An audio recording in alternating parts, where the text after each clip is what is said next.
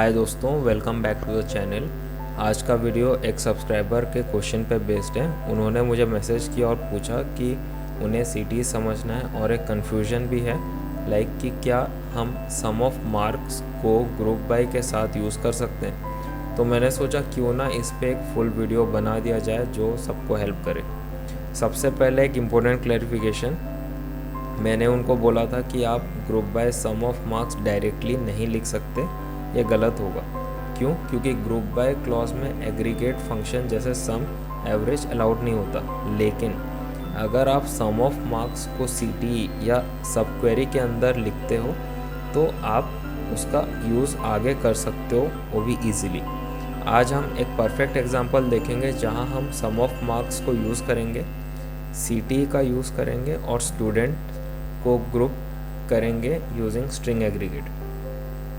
हमने already table बना के रखा हुआ है और इस टेबल का थोड़ा डिस्क्रिप्शन में दे देता हूँ। लाइक मान लो आपके पास एक टेबल है स्टूडेंट मार्क्स करके, जिसमें कि 3 कॉलम है, स्टूडेंट नेम, सब्जेक्ट और मार्क्स।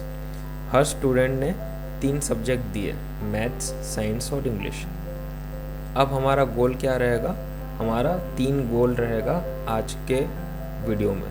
हर स्टूडेंट का टोटल मार्क्स निकालना है, जो स्टूडेंट का सेम टोटल मार्क्स है उनको एक ग्रुप में दिखाना है और सबका नाम एक ही रो में कॉमा से जोड़ना है। तो टेबल और इंसर्ट डेटा सब मैं कमेंट सेक्शन में दे दूंगा विथ आंसर। आप क्या करना, डायरेक्ट कॉपी करके अपने SQL डेटाबेस में पेस्ट करना और प्रैक्टिस करना।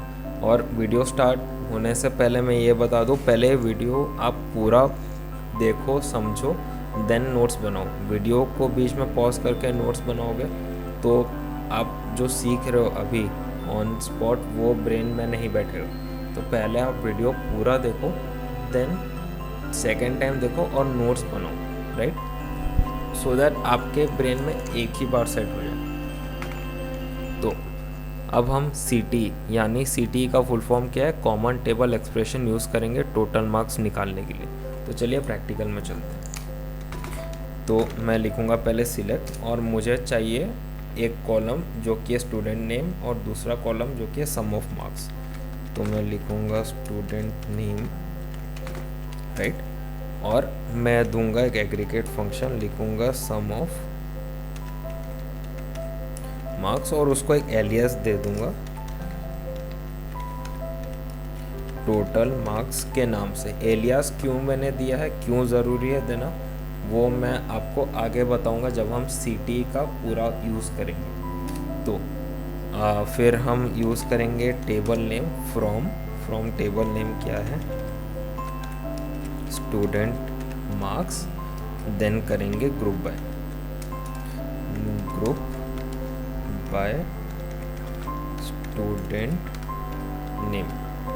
तो ग्रुप बाय एक्चुअली करता क्या है, जितने भी, जैसे ग्रुप बाय मैंने स्टूडेंट नेम दिया, जितने भी कॉमन नाम है उस सबको एक साइड कर देता है और उसको आउटपुट देता है। लेकिन हमने यहाँ सम ऑफ मार्क्स भी दिया, तो ये क्या करेगा, जितने भी कॉमन नाम है, जैसे कि अंकित 3 बार है तो तीनों का एक कॉमन निकालेगा, वो एक अंकित निकालेगा, मतलब एक ही अंकित लिखेगा और सम ऑफ मार्क्स करेगा, मतलब जितने भी अंकित हैं इस टेबल में और उनके आगे जितने भी मार्क्स है सबको प्लस करके दिखाएगा। तो एक बार देखते हैं इसको रन करके क्या दिखाता है। देखो उसने सबका, मतलब यहाँ पे अगर आप देखोगे तो टोटल कितने मतलब स्टूडेंट्स है, यहाँ पे 1 2 3 4 5। तो इसमें सीक्वल ने क्या किया, 5 स्टूडेंट्स का नाम लिखा और सम ऑफ मार्क्स किया हर स्टूडेंट का, मतलब जितने बार भी अंकित है उस टेबल में सबका मार्क्स का टोटल किया। जितने बार भी सुहम है, ऋतिक, सना, राहुल, सबके साथ सेम हुआ, मतलब उसने सबका नाम लिया और जितने बार भी वो नाम है उस टेबल में उसके आगे जितने ही मार्क्स है सबको सम किया और आउटपुट में दिया। अब इसको हम लोग एक टेबल में डालेंगे जिसका नाम हम देंगे T1, राइट। आपने बहुत वीडियोस देखा होगा YouTube में जिसमें कि उसमें T1 के जगह CT दे देते हैं। तो CT का मतलब कॉमन टेबल एक्सप्रेशन है। इसका मतलब होता है कॉमन टेबल एक्सप्रेशन, मतलब क्या है, इस क्वेरी को एक नाम देना। तो यहाँ पे आप कुछ भी नाम दे सकते हो, या आप ABC दे दो, या तो आप XYZ दे दो, या तो आप दे दो कुछ भी, लगता है MNOP, कुछ भी दे सकते हो। तो मैं यहाँ पे T1 दे रहा हूँ, राइट। T1 बस टेबल का नाम दे रहा हूँ, टेबल का नाम दे रहा हूँ, या तो बोल सकते हो इस क्वेरी का नाम। मतलब एक क्वेरी रन करूँगा तो जो ये टेबल आ रहा है वो T1 रहेगा। तो जब आप लिखोगे यहाँ पे सिलेक्ट एवरीथिंग फ्रॉम T1, तो यही टेबल आपके पास आएगा। और हाँ, एक चीज़ ध्यान रखना, जब भी आप CT लिखते हो आप सिर्फ इसे ऐसे सिलेक्ट करके रन मत कीजिएगा, एरर दिखाएगा, क्योंकि सीक्वल को पूरा चीज़ चाहिए। लाइक उसको चाहिए कि T1 आप किसको बोल रहे हो। तो आप जिस क्वेरी को T1 दिए हो उसको भी सिलेक्ट करो, और जो आपको चाहिए उस टेबल से वो भी सिलेक्ट, मतलब पूरा सिलेक्ट होगा। फिर आप रन करोगे तो वो टेबल आपको शो करेगा। ये CT बेसिकली क्या है, एक टेम्पोररी टेबल बना रहा है जिसमें हर स्टूडेंट का नाम और टोटल मार्क्स है। और हाँ, यहाँ पे सम ऑफ मार्क्स बिल्कुल सही तरीके से यूज़ हो रहा है। आप सम को डायरेक्टली ग्रुप बाय में नहीं लिख सकते हो। मैं आपको लिख के ही दिखा देता हूँ। चलो स्टूडेंट नेम भी लिख दिया, यहाँ पे दे दिया सम ऑफ मार्क्स, ठीक है। और अब मैं रन करके भी दिखाता हूँ। चलो T1 में ही टेबल है, देखो एरर दिखा देगा। और यहाँ पे क्या दिया, aggregate function are not allowed in group by, और सम ऑफ मार्क्स में एरो दिया, मतलब sum of marks aggregate function है, यहाँ अलाउ नहीं कर सकते। ये मैं आपको स्टार्टिंग के वीडियो में बताया था और आपको प्रैक्टिकली भी दिखाया कि एरर दिखाता है। लेकिन अब जैसे कि मैंने सम ऑफ मार्क्स हटा दिया, अब मैं रन करूँगा तो टेबल दिखाएगा, राइट। लेकिन सिलेक्ट में लिख के ग्रुप बाय स्टूडेंट नेम कर सकते हो, जैसे यहाँ किया गया है, राइट। और हाँ, अब है मेन पार्ट जिसमें कि हम सेम मार्क्स वाले स्टूडेंट को ग्रुप करेंगे। तो अब हम स्टूडेंट्स को उनके टोटल मार्क्स के बेसिस पे ग्रुप करेंगे और उनका नाम स्ट्रिंग एग्रीगेट से एक ही रो में दिखाएंगे, राइट।